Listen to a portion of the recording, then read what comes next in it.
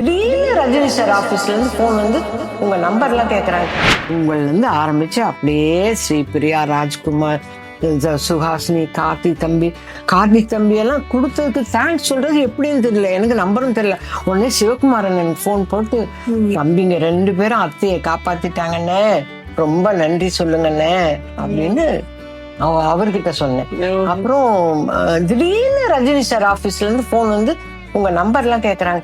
நான் என்னோட அல்ப புத்தி பாரு, அடுத்த படத்துல நம்மள கேக்குறாங்க போல இருக்கே, அடுத்த படத்துல நமக்கு சான்ஸ் வருது போல இருக்கா, கடவுளே ரஜினி சார் படத்துல நடிக்க போறோம் அப்படின்னா ரஜினி சார் ஃபவுண்டேஷன்ல ஐயோ, நான் உடனே வாய்ஸ் நோட்டு சார் அந்த பிஆர்ஓகே, சார் நான் எதுவுமே உங்ககிட்ட சொல்லலையே, இது என்ன சார் இது, நான் ஒண்ணுமே கேட்கலையே சார். நான் உங்களுக்கு ஆச்சரியத்துக்கு மேல ஆச்சரியம் வந்து கொட்டுது.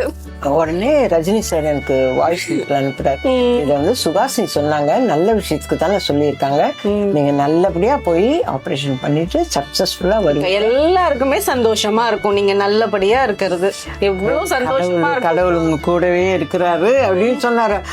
எனக்கு உண்மையிலேயே ஆச்சரியத்துக்கு மேல ஆச்சரியமா இருக்கு. உங்களுக்கு யூனிவர்ஸ் காட்டி கொடுத்துருக்கு, எல்லாம் இருக்காங்க, எதுவும் கவலைப்படாதீங்கன்ட்டு.